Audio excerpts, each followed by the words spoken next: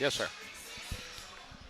We are getting set here for our next match. And before we do that and talk a little bit about the fighters who are coming into the cage next, you know, a little over a month ago, Will, we had the opportunity to team up together. We were down at the Empire State Plaza for our fight night with Mike Tyson in Cage Wars. And I got to tell you, for all the people that watched it on Stimulus, people who bought tickets came down and watched it at the Empire State Plaza, and the whole team of people that put that event on, including Tim and Julie and everybody from Cage Wars, what an honor, what a privilege it was, and just what a great night for mixed martial arts and combat sports here in the Capital Region. You know, it was exciting for Mike. I was extremely impressed with his openness with us to answer our questions, with his humility, his attitude of gratitude, you know, his wisdom that he's acquired, and how he's willingly able to share that with people. What a lot of folks don't know, when he was here, he was visiting local schools. He was visiting prisons. They didn't bring camera crews. You know, people only tend to see what they want to see, and sometimes Mike doesn't want people to see the good things, so they don't see that. So they may have a different view of him than folks who interacted with him like we have and what we've seen. And I completely agree with you in terms of he was making his way in and around Albany, separate from the Cage Wars event, separate from the weigh-ins, which were here at Rivers. He was, like you said, he was showing up at, I think he was watching Little League baseball games, and he was hanging out at basketball courts. He showed up at barbecues completely unannounced, and sitting next to him and just having him sharing the same airspace with an absolute legend, somebody that I grew up watching and admiring, was just a real honor and a privilege, and I'm sure it was for our fighters that night as well. Oh, it absolutely what a thrill, was. Right? So many of them said it was, you know, the dream of a lifetime. Yeah. Al Morrow was just so humble to be able to perform the way he did in front of Mike Tyson. Well, imagine and that. For me, though, seeing the young kids who necessarily might not have watched him growing up, but now watch the highlights because of the Mixed Martial Arts Show, and now have generated a whole new generation of fans for Iron Mike. And Mike Tyson is a huge fan of mixed martial arts, knows his stuff, and that was just a real treat. So if you all had a chance to watch that on our Stimulus.com live stream, thank you. If you were down there at the Empire State Plaza, we appreciate you. We'll try to bring more of that to Albany. Who knows, maybe down the road more with Mike Tyson. All right, we're going to bring it up to Mike Fallon for the introductions. Now, ladies and gentlemen, the next fight on the card for Cage Wars 53, scheduled for 3 3-minute rounds, is in our lightweight division. Introducing first, fighting out of the blue corner. He weighed in yesterday 155 pounds even, representing the Springfield Submission Society out of Springfield, Massachusetts, Maurice Small.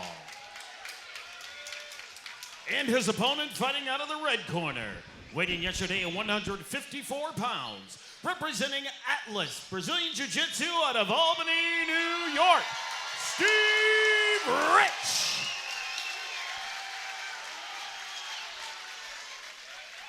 And the man in charge of the action when that door closes, Mr. Laszlo Huve.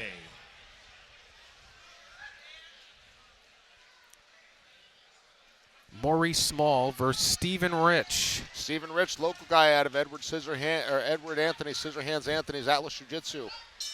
Maurice Small's out of Springfield Submission Society.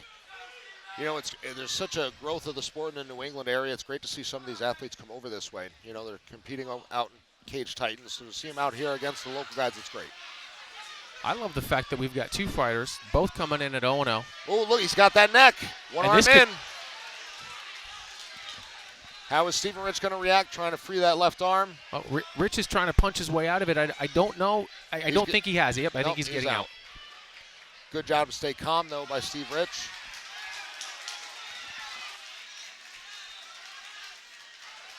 And it looks as if Rich is now returning the favor, and he's obviously gotten control as the two have made their way to the ground.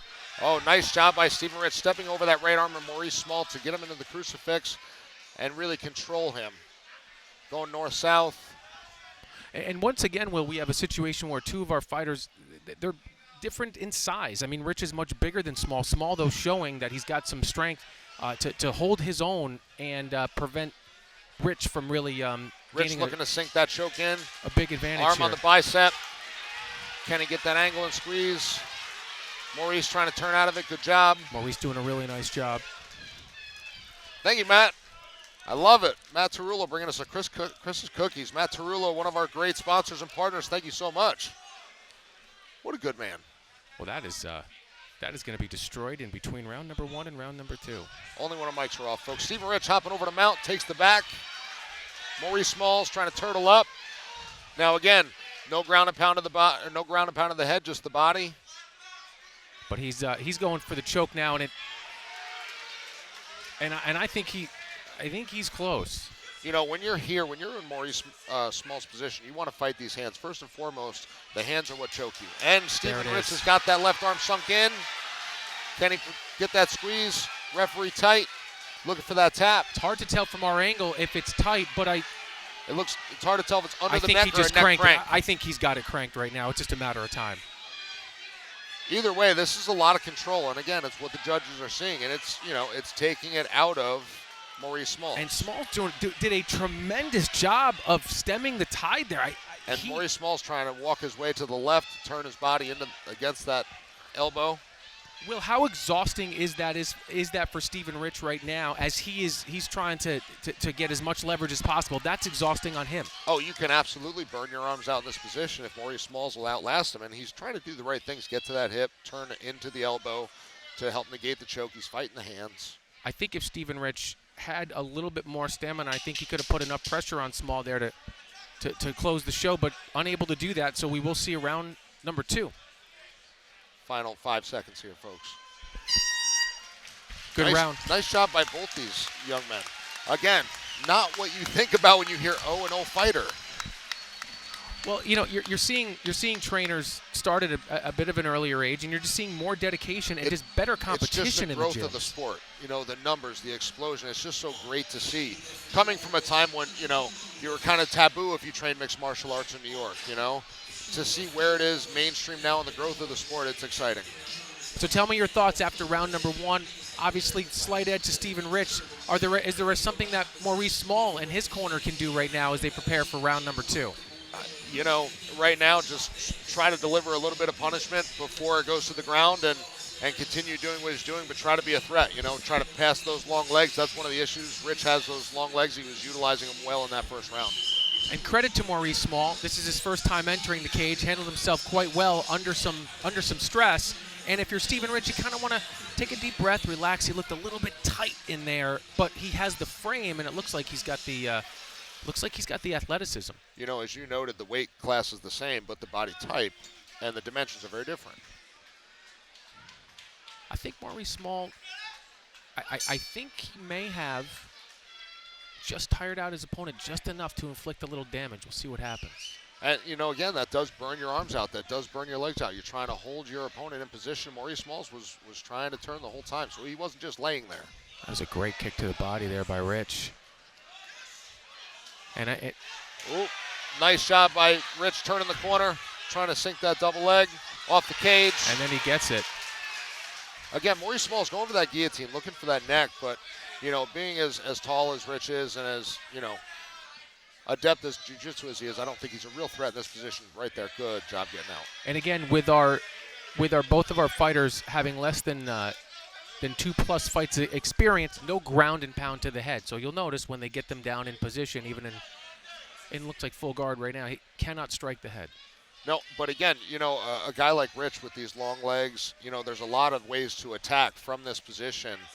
Keep your stability. If you're Maurice Smalls, you're looking for some sort of a sweep, you know, because the guillotine's not working from his back, and that's something he obviously likes to go to. Well, right now, it's not going to work. And that's all about strength and leverage, and you have to have both. That, and also these guys are getting sweaty right now. You know, you're just trying to submit. Yeah, there's a lot of, you know, slipperiness.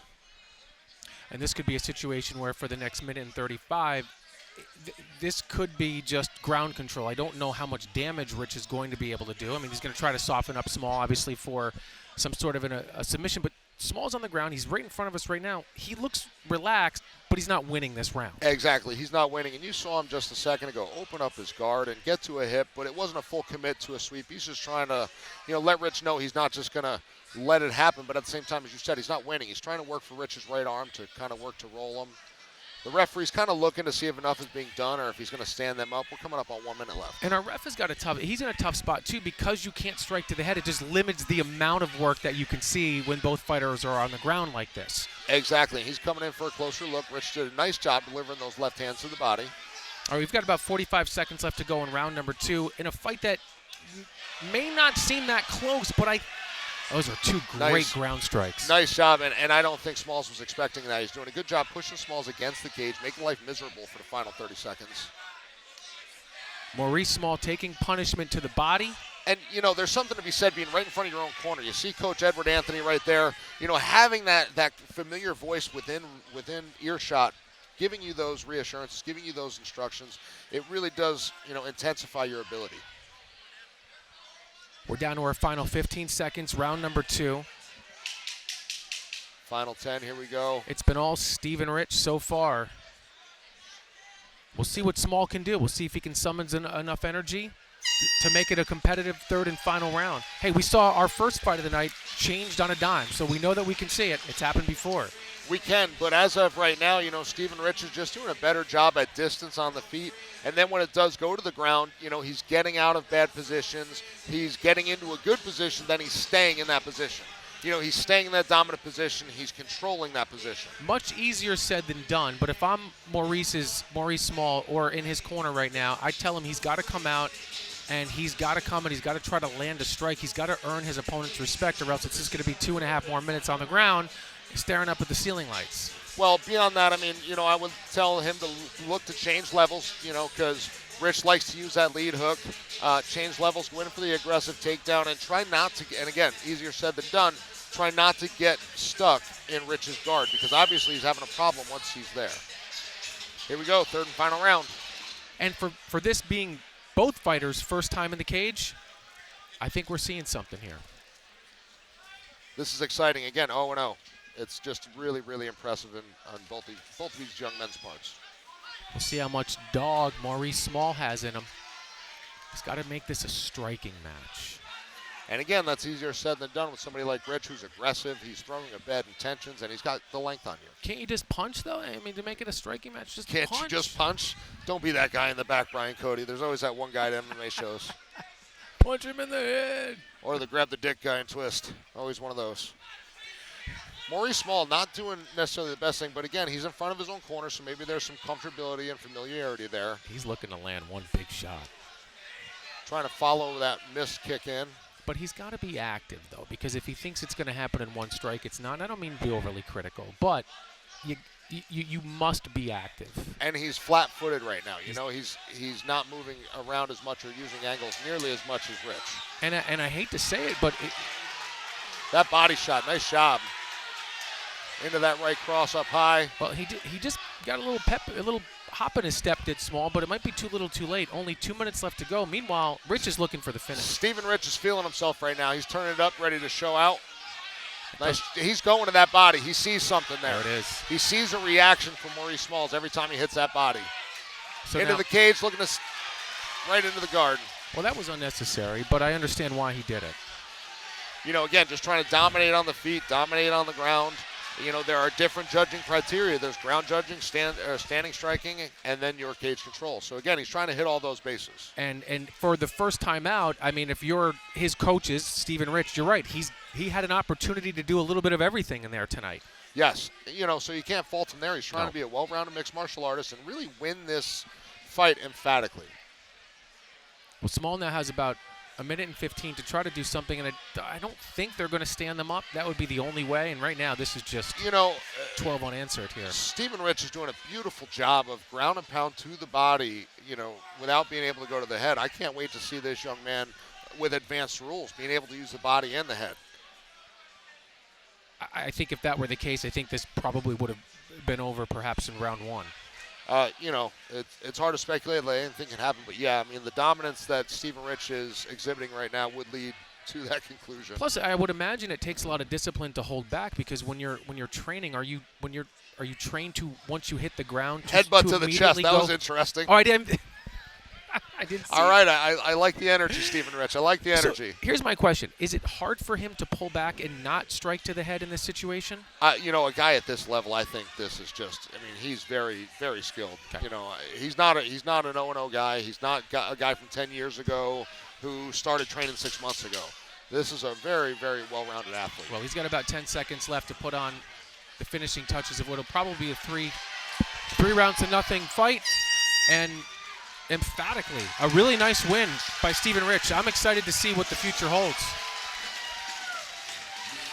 He threw up the scissor sign in recognition and respect of his coach, Ed Anthony. He's got the Team Atlas banner. Again, they're another local school. It's got a lot of great stuff going on, a lot of competitors, a lot of great coaching over there. You know, the sky's the limit with this team. He's an athlete. Yes, this young man, him and Jake Cervantes. They are loaded over there. And No, I'm saying him versus Cervantes. Brian Fury Jiu-Jitsu, Tim Rankins, that's the fight to make. Are they in the same weight class? Let me see. Oh, they didn't. Yeah, 155. That's the fight to make, folks. That's a good one. Do you want to hold off a couple of weeks? You want to hold off and No, bring that heat. Let's cook with gas, baby. We want to give the folks at Stimulus.com the show that they deserve. And thank you for watching right now on Stimulus.com. Thank you to our partner, Sticker Mule. Amazing partner for us, helping spread the sport of mixed martial arts through the world. Stephen Rich looks like he wants to make this a career, doesn't he? He's still huffing up there. He looks like he's looking for somebody else to fight. Like, I want to look the other way when he looks over here. I think he's gonna fight the water bag. I'm trying to look at you as he looks over here, put my hand up. I'm not looking at him. You're gonna appreciate that intensity. And again, if you're Maurice Small, he stemmed the tide. He was in there against a very, very difficult competitor for him, somebody much taller, a little bit better grappling, but he certainly held his own, and a loss isn't the end of the world. We're going to bring it up to Mike Falvo. How about a round of applause for these two great fighters, ladies and gentlemen?